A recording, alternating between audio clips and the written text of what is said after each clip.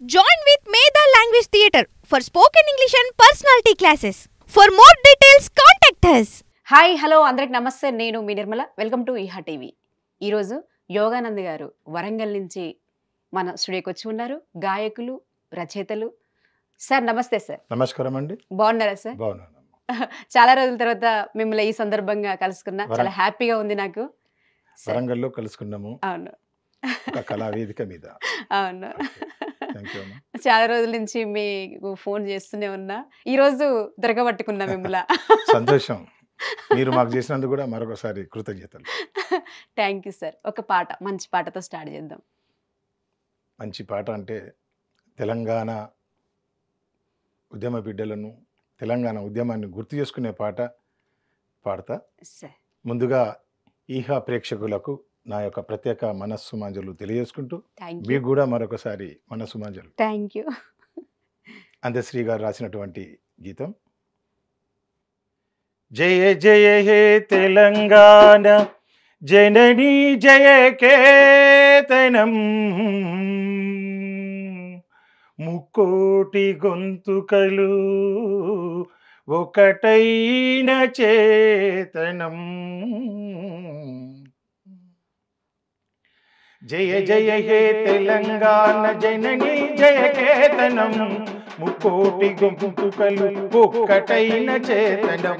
తరతరాల చరిత గల తల్లి నీరాజనం, తరతరాల చరిత గల తల్లి నీరాజనం. 10 జిల్లల నీ పిల్లల ప్రణమిల్లిన శుభతరుణం. జై తెలంగాణ జై జై తెలంగాణ, జై తెలంగాణ జై జై తెలంగాణ. ధన్యవాదాలు సార్. మంచి పాటని మాకు ఫస్టే పాడినందుకు, ఇది స్టేట్ గీతం అయినందుకు అందశ్రీ సార్ గారికి కూడా మరొకసారి ఆయనకి ధన్యవాదాలు తెలియజేస్తూ, మంచి పాటని, గొప్ప పాటని సమాజానికి అందించాడు సార్. సార్, ఇప్పుడు మీ ప్రస్థానం. నా పేరు కొల్లూరు యోగానంద్. రంగశాయిపేట, వరంగల్ అర్బన్లో ఉంటా. మా ఇంటి పక్కనే ఒకటి రామాలయం, దేవాలయం ఉంటుంది, సీతారామచంద్ర స్వామి దేవస్థానం. ఆ దేవస్థానం ఉండే మా ప్రస్థానం స్టార్ట్ అయింది. ఎందుకంటే చిన్నప్పటి నుండి కూడా భజనలు చేస్తూ, పాటలు, భజన పాటలతో, అంటే విద్యార్థి చిన్న వయసులోనే ఆ గుడికి వెళ్ళడం, అక్కడ మా పూర్వీకులు పెద్దలందరూ కూడా పాటలు భజనలు చేస్తే ఆ పాటలు విన్నాం. అదేవిధంగా అందులో ఆర్ఎస్ఎస్ శాఖ, ఆ శాఖ నడవడం వలన కూడా అక్కడ కూడా కొంత భక్తి భావన, దేశభక్తి ఇవన్నీ మాకు ఏర్పడడం జరిగింది. అది మా ప్రస్తావన. ఒకసారి భజన ఏమైనా పాడగలరా? తప్పనిసరి పాడండి. భజన రామునిది, ఎవరిదైనా ఒక భగవంతుని. అయ్యప్ప ఈ మధ్య బాగా ఉంటది. అయ్యప్ప నీ నామం ఎంతో మధురం, నీ నామస్మరణే జపించేదం. అయ్యప్ప నీ నామం ఎంతో మధురం, నీ నామస్మరణే జపించేదం. శరణం శరణం అయ్యప్ప స్వామియే, శరణం అయ్యప్ప, శరణం శరణం అయ్యప్ప స్వామియే, శరణం అయ్యప్ప. అంటే భక్తి గీతాలు ఫస్ట్ చిన్నప్పటి నుంచి మీకు బాగా?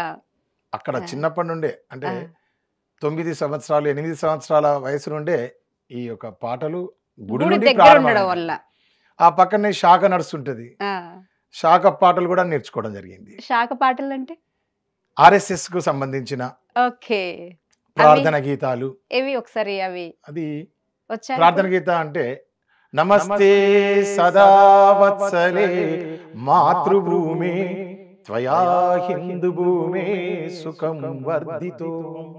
ఇట్లనే ఆ ప్రార్థనతోటి ప్రారంభమైన తర్వాత, చేయి చేయి కలుపుదా సేవ చేయ కదులుదా, ప్రజల కొరకే సంగముగా ప్రతి నిమిషం బ్రతుకుదా. చేయి చేయి కలుపుదా, భాషలెన్ని వేరైనా భావమొక్కటే, దారులెన్ని వేరైనా గమ్యమొక్కటే. చేయి చేయి కలుపుదా సేవ చేయ కదులుదా. ఇలా చేశారా దేశభక్తి సేవలు గీతాలు అప్పుడు? ఇప్పటి కూడా చేస్తున్నారు. చేస్తున్నారా? దివిసీమలో ఆ, 1977, 79లో కూడా దివిసీమలో తుఫాన్ వచ్చినప్పుడు కూడా ఒక బాల స్వయం సేవక్గా నేను పోయి ఆ, అక్కడ మేము సేవ చేయడం జరిగింది. ఇప్పటి కూడా సేవ చేస్తూనే ఉంటాం. ఉమ్, ఉమ్, ఉమ్. ప్రార్థించే పెదవుల కన్నా సహాయం చేసే చేతులు మిన్నా. కాబట్టి Yes. మేము ఏ భక్తి భావంలో ఉన్నా కూడా దేశభక్తి మనలో ఉంటుంది. కాబట్టి తప్పనిసరిగా మేము ఇప్పటికీ సేవా కార్యక్రమాలనే ఉన్నాము. మా కొడుకు పేరు మీద కూడా రిషినంద్ ట్రస్ట్ మెమోరియల్ అనే ఒకటి సంస్థ ఏర్పాటు చేసిన. మరి తప్పనిసరిగా మేము సంవత్సరానికి 2 సార్లు తప్పనిసరిగా ఆ కార్యక్రమాలు చేస్తూనే ఉంటాం. ఓకే, పేద ప్రజల కొరకు, సమాజ సేవ కొరకు. ఓకే. రీసెంట్లీ కూడా నేను మొన్న రంగశాయిపేట గ్రామంలో ఒక బొడ్రాయి నెలకొల్పడం జరిగింది. దానికి కూడా నా వంతు సహాయం కృషి చేసి నెలకొల్పడం జరిగింది. అదే రామాలయం ఉందట. Okay, okay. సార్ ఇప్పుడు మీరు యోగానంద్ గారు ఏ పాటతోని ఎక్కువ బయటకు వచ్చారు? బాగా మీరు పాడిన గుర్తింపు పాట? మా గురువు గారు విజయ్ కుమార్ అని ఖమ్మంలో మున్సిపల్ ఆఫీసులో అతను ఒక సూపరింటెండెంట్గా పనిచేశారు. ఉమ్, అక్కడ మా అక్కయ్య మా బావగారు ఉంటారు. ఆహా, ఈశ్వరయ్య కళావతి అని మా అక్కయ్య బావగారు ఉంటారు గుట్టల బజార్లో. ఓకే. అక్కడ పరిచయం అండి ఆ గురువుగారు నాకు. ఆ, ఆ పాటతో రచన. కానీ అంతకుముందు కూడా చాలా పాటలు ఉన్నాయి. నా కాలేజీలో కానీ ఆ, విద్యార్థి దశలో స్కూలు పాఠశాలలో పాడిన పాటలు చాలా ఉన్నాయి. ఉమ్. కానీ కార్యక్రమం లోపల ఎక్కువ గుర్తింపు పొందిన పాట ఆచల్లని సముద్ర గర్భం అనే పాట పాడడం ఒకసారి జరిగింది. పాడండి మా కోసం. ఆ చల్లని సముద్ర గర్భం దాచిన బడబానలమెంతో, ఆ నల్లని ఆకాశంలో కానరాని భాస్కరులెందరో. ఆ చల్లని సముద్ర గర్భం దాచిన బడబానలమెంతో.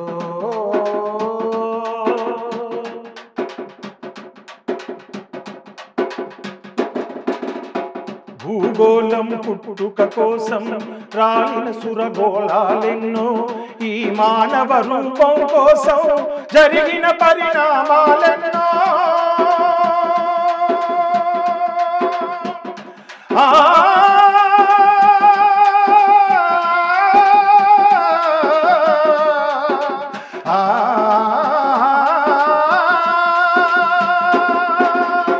భూగోళం పుట్టుక కోసం రాలిన సురగోళాలెన్నో, ఈ మానవ రూపం కోసం జరిగిన పరిణామాలెన్నో.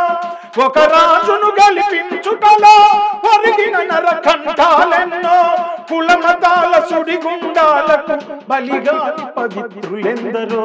కులమతాల సుడిగుండాలకు బలి అయిన పవిత్రులెందరో. ఆ చల్లని సముద్ర గర్భం దాచిన బడబానలమెంతో, ఆ నల్లని ఆకాశంలో కానరాని భాస్కరులెందరో. ఆ చల్లని సముద్ర గర్భం దాచిన బడబానలమెంతో, దాచిన బడబానలమెంతో, దాచిన బడబానలమెంతో. వావ్! ఈ పాట ఎప్పుడైనా అసలు గుండెని టచ్ చేస్తది సార్ ఈ పాట. ఓకే అమ్మా, నిజంగా థాంక్ యూ. గూడా చాలా బాగుంటది ఈ పాట. పాడుతుంటే అదొక ఫీల్ అంతే ఇగ. ఆ పాట పాడుతుంటేనే అది వస్తా ఉంటది ఇట్లా. సార్ ఇప్పుడు ఈ పాటతో ఎక్కువ పరిచయం అయ్యారు గదా! యోగానంద్ గారి జీవన స్టైల్ ఎలా ఉంటదంటే ఎలా చెప్తారు మీరు? యోగానంద్ గారి యొక్క జీవన స్టైల్. నా యొక్క జీవితము ఉన్నది ఉన్నట్టు మాట్లాడడం హ్మ్. నా అలవాటు. హ్మ్. నిజాలు చెప్పడం నా అలవాటు. సార్. ఏవైనా సమాజంలో తప్పులు జరిగితే అది బయటికి తీయడం యోగానంద్ యొక్క స్పెషాలిటీ. హ్మ్. నా లోపట విప్లవ భావాలుంటాయి, భక్తి భావాలుంటాయి, దేశభక్తి ఉంటుంది. నేను అందరితోటి కూడా మమేకమైతా. ఆ! నేను విశ్వ హిందూ పరిషత్ అనో, ఆర్ఎస్ఎస్ అనో హ్మ్. వాళ్ళకే కాకుండా కూడా హ్మ్. నేను విప్లవ కళాకారులతోటి కూడా వారితోటి కూడా నేను పాడడం కానీ, వారితోటి నేను పాలుపంచుకోవడం జరిగింది. నా యొక్క జీవనం భారతీయ జనతా పార్టీ నుంచి, హ్మ్. జనసంఘ్ నుండి ప్రారంభమైంది. కాబట్టి హ్మ్. తెలంగాణ ఉద్యమం రాగానే మా గురువుగారు పాటలలో కానీ, మాటలలో కానీ నాకు ఒక దారి చూపినటువంటి మందాడి సత్యనారాయణ రెడ్డి, చందుపట్ల జంగారెడ్డి, నాగపురి రాజమౌళి ఉమ్, ఈ ముగ్గురు నన్ను మార్గదర్శనం చేసేవాళ్ళు. సార్. పాటలలో మందాడి సత్యనారాయణ రెడ్డి, ఉమ్, నాగపురి రాజమౌళి గౌడ్ ఉమ్, వారు నాకు మంచి పాటలు మాటలు నాతోటి పాలు పంచుకొని వారికి ఏమైనా పాటలలో కొన్ని ప్రాబ్లమ్స్ లాంటి కొన్ని డౌట్స్ వస్తే కూడా దాన్ని నేను నివృత్తి చేసేవాడిని. ఆ, జంగారెడ్డి గారు రాజకీయ బాట చూపెట్టిళ్ళు, ఉమ్, కానీ నా స్టైలే, నా మాటలే, నా పాటలే నాకు కొద్దిగా కష్టం తెచ్చిపెట్టినాయి. అదే ఎందుకు? ఉన్నది ఉన్నట్టు చెప్తే కొద్దిగా కష్టమే ఏదైనా. అంటే అట్లా ఏమైనా జరిగినాయా మీరు అందుకే. అట్లా కష్టపడ్డ సందర్భంలో అలాంటి- ఉన్నాయా ఏమన్నా? అది కాబట్టి ఎలక్షన్లలో నిలబడితే ఆ, నాకు వెన్నుపోటు రాజకీయం బాగా జరిగింది. నాకు ఒక ఎన్నుపోటు రాజకీయం. కార్పొరేటర్ అంతే. ఆ. అంటే నాకు మిత్రపక్షాల అభ్యర్థిగా టికెట్ ఇస్తే ఆ, బీజేపీ ఇటు తెలుగుదేశం పార్టీ నాకు సపోర్ట్ చేయాలి. ఉమ్, నేను కొంతమందికి దగ్గరైనందుకు, ఉన్నది ఉన్నట్టు మాట్లాడినందుకు ఉమ్. నాకు ఒక రెబల్ అభ్యర్థిని పెట్టి రాజకీయంగా నన్ను అంటే మీ బీజేపీ పార్టీలేనా? బీజేపీ పార్టీలోనే ఆ, ఇలాంటి కార్యక్రమం చేసి నా మీద ఒక అభ్యర్థిని పెట్టి ఉమ్, నా జీవితానికి కొద్దిగా అడ్డు తగిలిండు. నేను కూడా ఈ బీజేపీ కొరకు గతంలో నేను 10 సంవత్సరాలు పోలీసు ఉద్యోగం చేశాను. ఉహుం. ఓకే. దేశభక్తి కోసమని నేను ఏపీఎస్పీలో ఉద్యోగం చేశాను. అక్కడ కూడా కళాకారునిగా ఆ, డిఐజీ హెచ్డే ద్వారా నాతోటి భారతీ నాటకం, వావ్. బుర్రకథ, ఆ, ఇప్పుడు గద్దరన్న పాడితే మరి గద్దరన్నకు కూడా మనం అంత పెద్ద పాటలు పాడాలంటే ఆ, యోగానంద్ నువ్వు గద్దర్ స్టైల్ కూడా ఒక పాట పాడబ్బా అనేది. ఆ, అంటే అట్లా కూడా గద్దర్ పాట కూడా పాడినా నేను. సరే. బాగోతాలు వేసేదా? అంటే ఇట్లా కథలు వేసేదా? నాటికలు. నాటికలు వేసేది, ఆ, ఏకపత్ర అభినయాలు వేసేది. ఓకే. ఏదంటే అది మనం అప్పుడప్పుడు మనం చేయాల్సి వస్తుంది. అంటే ఒక పద్యం చెప్పగలరా? పాడతాం. ఆ. చెల్లియో చెల్లటో తమకు చేసిన ఎగులు సైసిరందరు తొల్లి గదించే నేడు నన్ను దూతగా పంపిరి సందిసేయా. నీ పిల్లలు పాపలు పెంపు వహింపగా పొందు చేసేదో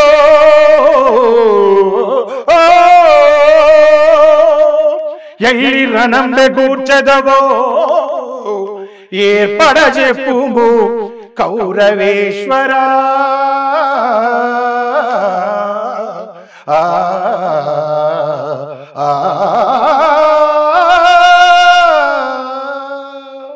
అటుల కాని ఎడల అలుగుటయే ఎరుంగని మహామహితాత్ముడ జాజ శత్రుడే అలిగిన నాడు సాగరములనియు ఏకము గాకపోవు.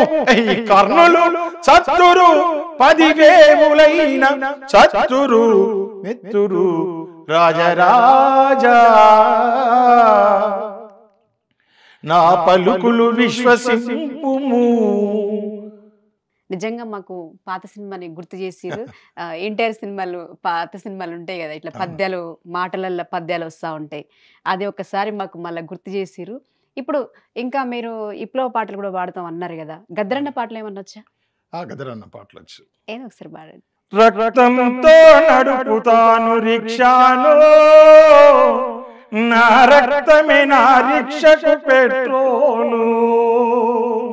రక్తంతో నడుపుతాను రిక్షాను, నా రక్తమే నా రిక్షకు పెట్రోలు.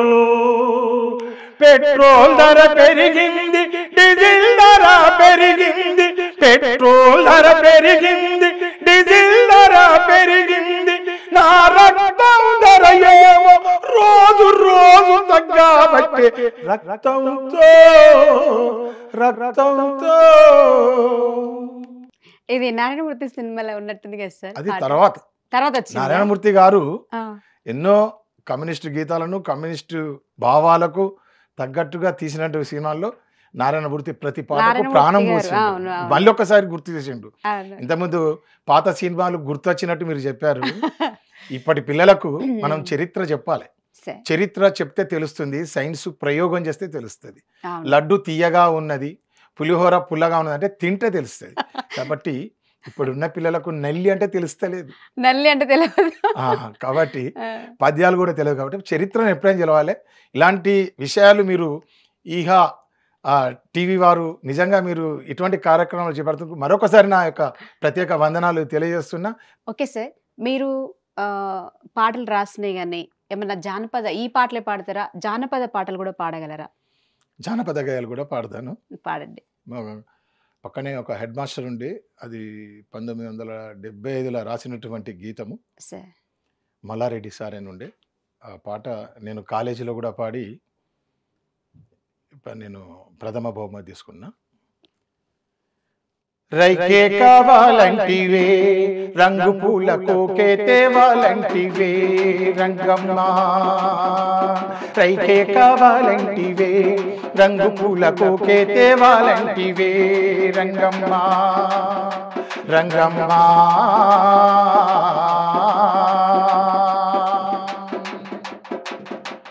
పైకం పట్టుకొని సైకోలేసుకొని, పైకం పట్టుకొని సైకోలేసుకొని ముస్తాబైనే బస్తికి పోతే, ముస్తాబైనే బస్తికి పోతే రంగు టోపి పోలీసు రాంగ్ సైడ్ అన్నాడు, రంగు టోపి పోలీసు రాంగ్ సైడ్ అన్నాడు. సైకోలు వాపిండు సైటుకు లాగిండు, సైకోలు వాపిండు సైడుకు లాగిండు. చేతుల లాటి ఊపిండేనా జోబులు లూటి చేసిండే వాడు, జోబులు లూటి చేసిండే. వావ్, నిజంగా బాగుంది సార్. ఇంకా మీరు చరణాలు ఉంటాయి. అవునా? మీరు రాసిరా పాటలు ఏమన్నా? రికార్డ్ అయినవి ఉన్నాయా? ఉన్నాయి. ఏదో ఒకసారి రికార్డు. ఈ జానపద గేయాలు ఎట్లా ఉంటాయి? ఇంకున్నాయా జానపదాలు? ఉన్నది కానీ ఇంకోటి వావో నేనొక్కదాన్ని మీ అల్లుడింటికి ఒక జానపద గేయం ఉంటుంది. పాడండి. అది కట్నాల గురించి. ఓకే, పాడండి. తర్వాత మహిళే మమతల జ్యోతి కూడా ఇందులో పడదాం. ఓకే సార్, ఇంకా మీరు రాసిన పాటలు కానీ ఇంకా మీకు బాగా నచ్చిన పాటలు కానీ మరికొన్ని. మహిళే మమతల జ్యోతి కనిపించే దేవతరా, మమతలు పంచే నాతి మగవాడికి నేస్తమురా. ఆడదంటే ఒక ఆట బొమ్మగా చూడబోకురా, గౌరవించరా. మహిళే మమతల జ్యోతి కనిపించే దేవతరా, సీతగా సావిత్రిగా సహనం చూపిన మాతరా. మీరగా భక్తి చాటెరా, ముల్లగా కవితల నల్లెరా. ఝాన్సీ రాణిలా కథన రంగమున దూకిన రుద్రమదేవిరా. మహిళే మమతల జ్యోతి కనిపించే దేవతరా, మమతయు పంచే నాతి మగవాడికి నేస్తమురా. ఒక మహిళ యొక్క గురించి, అదేవిధంగా ఈరోజు కట్నాలకు ఎంతోమంది ఆహుతి అయిపోతున్నటువంటి జానపద రూపంలో ఒక మనం కూడా 30 సంవత్సరాల క్రితం పాడినటువంటి పాటలు, సేకరణ చేసినటువంటి పాట. వావో నేనొక్కదాన్ని నేనెల్ల మీ అల్లునింటికి, వావో నేనొక్కదాన్ని, వావో నేనొక్కదాన్ని నేనెల్ల మీ అల్లునింటికి, వావో నేనొక్కదాన్ని. కట్నాలు దేకుంటే కైమ కైమ చేతనని, కట్నాలు దేకుంటే కైమ కైమ చేతనని. వావో వావో నేనొక్కదాన్ని నేనెల్ల మీ అల్లునింటికి, వావో నేనొక్కదాన్ని. రేడియో ఏదనే రోజు కోరు పెట్టినాడు, గడియారం ఏదనే గడియ గడియ గురిగబట్టే. సైకోలు ఏదనే సచ్చదట్టు కొట్టినాడు, రేడియో ఏదని సైకోలు ఏదని గడియారం ఏదని దీపాలి కట్టమేదని దిప్పి దిప్పి గుద్దినాడు, దీపాలి కట్టమేదని దిప్పి దిప్పి గుద్దినాడు. వావో వావో నేనొక్కదాన్ని నేనెల్ల మీ అల్లునింటికి, వావో నేనొక్కదాన్ని. ఆడిబిడ్డ సైసదాయే అత్త గుర్పిచ్చుడాయే యారాలు ఓర్వదాయే, ఆడిబిడ్డ సైసదాయే అత్త గురిపిచ్చుడాయే యారాలు వదాయే. దేవుని ఇంట్లో మన్నువాడ నా రాత గిట్ల రాసే, ఇడుపు గాయదం ఇత్తగాని వాని గడప దొక్క మల్ల ఇడుపు గాయదం ఇత్తగాని వాని గడప దొక్క మల్ల వాపో నేనొక్కదాన్నే నేనెల్లని అల్లునింటికి వాపో నేనొక్కదాన్నే. ఈ రోజులలో టీవీ ఉన్నది, మేము పాడినప్పుడు రేడియోలు అసలు ఎన్ని రోజులు కష్టపడుతుంది ఇక విడాకులు ఇవ్వకపోతే. కానీ ఆ విడాకులు ఇచ్చుడు కరెక్ట్, కానీ కొంతమంది మన అక్క చెల్లెళ్ళు పాపము అటు తల్లిదండ్రులకు ఇటు పిల్లలకు భారమేమని ఈ కట్నాలు దేలేమని వారు ఆత్మహత్య చేసుకోవడం, లేకపోతే తీసుకురాకపోతే వీళ్ళే చంపడం, హత్య చేసి ఆత్మహత్యగా చిత్రీకరించడం, ఇవన్నీ నేటి సమాజంలో జరుగుతున్నది. కాబట్టి నేటి మహిళలకు జరుగుతున్న అన్యాయాలు అట్లా జరగకూడదు అనేదే నా యొక్క. మహిళల పట్ల మంచి పాటలు వినిపించారు సార్ మీరు, 2 పాటలు చాలా బాగున్నాయి. వాస్తవంగా చెప్పాలంటే మీరు అన్నట్టే కట్నాల గురించి ఆ మధ్య కాలంలో మనం వెనక్కి పోయి చూసుకుంటే కట్నాలు తేలేదని హింసపెట్టి కరెంటు షాకులు పెట్టి, లేకపోతే చేన్ల దగ్గర కూడా కరెంటు షాకులు పెట్టి చంపి రోజులు కూడా ఉన్నాయి కట్నాల గురించి. ఇదొక ప్రజలను చైతన్యం చేయడానికి, అటు మహిళలను కూడా అత్తమామలను మంచిగా చూసుకోవాలని చెప్పాలని అందులో కూడా పాట చరణాలు ఉంటాయి. కానీ నేను ఒక పల్లె ఒక చరణమే పాడడం జరిగింది. ఇది అన్ని జన చైతన్య గీతాలు మేము వేదికల మీద పాడి చైతన్యవంతులు వీలైన మటుకు చేసేది మా వంతు కర్తవ్యం, మా వంతు కృషి. సార్ ఇప్పుడు మీరు కొద్ది రోజులు జైలు శిక్ష అనుభవించారని నాకు తెలుసు, ఇన్ఫర్మేషన్ ఉంది.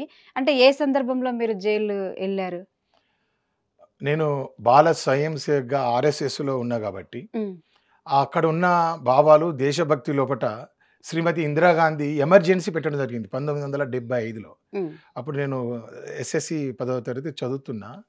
ఆ క్రమంలో నాకు మనం సినిమాలు కూడా చూస్తుంటే సినిమా ఎండ్ తర్వాత ఒక జాతీయ గీతం వచ్చేది, జనగణమన అది నాయక జయ అని.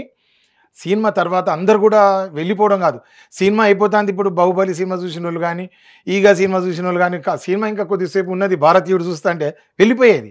కానీ ఆ రోజులలో అట్లా కాదు, దేశభక్తి అందరికీ ఉన్నది. కాబట్టి సినిమా అయిపోయిన తర్వాత ఆ మన జాతీయ గీతాన్ని పూర్తి చేసిన తర్వాత సెల్యూట్ కొట్టి బయటికి వచ్చే రోజులు.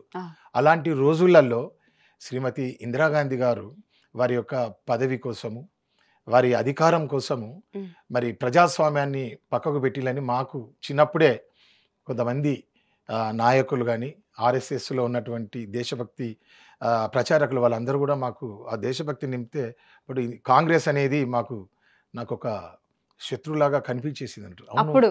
అప్పుడే అరే జనగణమన ఏది, నాకు ఆ పాట ఎటువే, అరే ఈ ఎమర్జెన్సీ వచ్చింది కాబట్టి ఇవన్నీ పోయినాయి, భారత్ మాతాకి జై అంటే లేదు అనకూడదు, అంటే జైలు వేస్తారంటే ఎందుకు వేస్తారు అని నేను గట్టిగా అనడము, ఇట్లా పోవడం తోటి ఎమర్జెన్సీ లోపల అటల్ బిహారీ వాజ్పేయి, జార్జి ఫెర్నాండెస్, మధువతి దండావతే, రామ్ చరణ్, బాబు జగ్జీవన్ రావు, మురార్జీ దేశాయి, LK అద్వానీ, మా దగ్గర జంగారెడ్డి, చాలామంది ఇలాంటి నాయకులందరూ కూడా వేలకు జైలుకు వెళ్ళినప్పుడు అందరినీ జైళ్ళలో పెట్టిళ్ళు.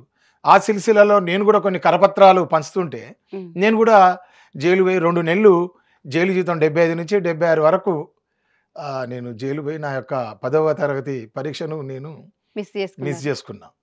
అప్పటి నుంచి నాకు ఆ దేశభక్తి అనేది ఆ పార్టీ నేర్పింది అనేది, కాంగ్రెస్ పార్టీ కరెక్ట్ కాదు ఏమో అనిపించి ఆ చిన్నప్పుడు ఈ తెల్లటి కాగితం మీద ఆ చుక్కలు ఏమో పడ్డాయంటే ఇవే పడ్డాయి. కాబట్టి ఇప్పుడు కాంగ్రెస్ పార్టీ పట్ల మీ అభిప్రాయం ఏంటి? ఇప్పుడు కూడా మనం చూస్తున్నాం ఏం జరుగుతున్నాయి అనేది. నరేంద్ర మోడీ ప్రభుత్వము దేశభక్తి లోపట ఈరోజు జమ్మూ కాశ్మీర్ నుండి కన్యాకుమారి వరకు మరి కార్యక్రమాలు జరుగుతున్నాయి. కాబట్టి ఓట్ల కోసం చేసే రాజకీయం కాంగ్రెస్ పార్టీ, దేశభక్తి కోసం చేసే పార్టీ భారతీయ జనతా పార్టీ ఈరోజు జరుగుతున్నది. కాబట్టి కాంగ్రెస్ పార్టీ గరీబ్ హటావో అని చెప్పిళ్ళు వాళ్ళు కొన్ని చేసారు, కానీ అవన్నీ ప్రజల మీద ప్రేమతోటి చేయలేదని నా అభిప్రాయం. ఎట్లా అంటే ఓట్ల కోసమే జరుగుతున్నది, మేము చూస్తున్నాం కదా. ఇది అందరినీ మతాలతోటి విభజిస్తున్నారు, మనకు భాషలతోటి విభజిస్తున్నారు. కాంగ్రెస్ పార్టీ చేస్తున్నదని నేను తప్పనిసరి చెప్తా. నాకు కాంగ్రెస్ పార్టీలో అందరు నాయకులు కూడా దగ్గర పరిచయం. తెలంగాణ ఉద్యమంలో కాంగ్రెస్ పార్టీకి సపోర్ట్ చేసినాం. తెలంగాణ ఉద్యమానికి వచ్చాక మనం కలిసి పనిచేసినాం. తెలంగాణ వేరు, దేశం వేరు, రాష్ట్రభక్తి ముఖ్యం. కాబట్టి మన ఇంట్లో గెలిచి రచ్చ గెలవాలి. రాష్ట్రంలో తెలంగాణ రావాలనుకుంటే ఏమైందో మనం అందరం చూసినాం. కాబట్టి కేసీఆర్ తప్పిదాల వల్ల మళ్ళీ కాంగ్రెస్ పార్టీ ఇక్కడ రావడం జరిగింది. మరి మీరు బీజేపీ పార్టీలో నీకు వ్యతిరేకంగా ఇంకో ఆయన అభ్యర్థిగా పెట్టిరన్న అన్నారు కదా ఒక మాట, మళ్ళీ వెనక్కి వచ్చిన నేను ఒక అవును. మాటకి. అది ఎట్లా మరి మీరు ఒకటే పార్టీలో అధికార- చేస్తున్నారు కదా, మీ అధికారం మీద పోటీగా చేయాల్సిన అవసరం ఏంది? ఒకటే పార్టీ జనతా పార్టీలో ఏ పార్టీలోనే కూడా సీనియర్గా చేస్తున్నారు. అటల్ బిహార్ వాజ్పేయి, అద్వానీ ఉమ్. రామ జన్మభూమి కూల్చినప్పుడు వాజ్పేయి ఎలా మాట్లాడిండు, అద్వానికి ఎక్కడ నచ్చినాయి. ఉమ్. ఒకే పార్టీలో ఉంటాయి అంటే భిన్నత్వంలో ఏకత్వం. అంటే నా మీద పెట్టడం జరిగిందంటే వాళ్ళ అధికారులు కొంతమంది వాళ్ళ అధికార దాహం కొరకు యోగానంద్ వస్తే మన యొక్క ఆటలు సాగవు ఉమ్. ఎక్కడైనా. అందుకే నిజం చెప్పినున్నాను. పై అధికారుల నుంచి ఉన్నదా ఇది? పై పై అధికారుల నుండి కూడా ఉన్నదా పై ఒత్తిడి? అధికారుల నుంచి కూడా ఉంది. ఉమ్. కాబట్టి కొంతమంది కలిసి కట్టుగా నన్ను ఓడించాలని అనుకున్నారు. ఉమ్. ఎట్లాగో కాంగ్రెస్ పార్టీలు మనకు చేయరు, తెలుగుదేశం మిత్రపక్షం అంటే తెలుగుదేశం వాళ్ళు కూడా చేయలేదు. ఎందుకంటే తెలంగాణ ఉద్యమంలో తెలుగుదేశం పార్టీ వాళ్ళ యొక్క ఇండ్లా స్కామ్ని నేను బయట పెట్టి పెద్ద ఉద్యమం చేసిన. ఆ. ఖమ్మం రోడ్డును స్తంభింపజేసిన ఒక 5 గంటలు 6 గంటలు. ఉమ్. కేసులు ఒక 9 కేసులు పోయినాం మనం. రైలు రోకోలు, రాస్తా రోకోలు, ఇవన్నీ తెలుగుదేశం పార్టీ మీద. ఎందుకంటే తెలంగాణ ఉద్యమంలో అందరము సకల జనుల సమ్యక నుండి ప్రతి ఒక్కరు కూడా పార్టీలకు అతీతంగా పనిచేయడం జరిగింది. ఉమ్. కోదండరామ్ గారు ఇప్పుడు కాంగ్రెస్లో పోయిండు, తీన్మార్ మల్లన్న బీజేపీ కూడా వచ్చిండు, ఆయన ఎక్కడ పోయిండు, ఇవాళ కాంగ్రెస్లో పోయిండు. ఉమ్. కానీ అధికారం కోసం అవకాశం కోసం నేను పార్టీలు మార్చలే. కానీ నేను తక్కువై ఉన్నా కూడా నేను ఎక్కువ చెప్పాలనుకునేది నేను ప్రజలకు, నా దగ్గర ఉన్న వాళ్ళకు, నా పక్కన ఉన్న వాళ్ళకు నేను చైతన్యం చేసి దేశభక్తి మాత్రమే నింపుతున్నా. ఓట్ల కాడికి వచ్చిన తర్వాత వాళ్ళ స్వార్థం కోసం నన్ను బలి పశువుని చేయడం జరిగింది. Okay, right. ఇప్పుడు మీరు అన్నట్టుగా ఆర్ఎస్ఎస్ వాళ్ళు మంచి వాళ్ళు, నాకు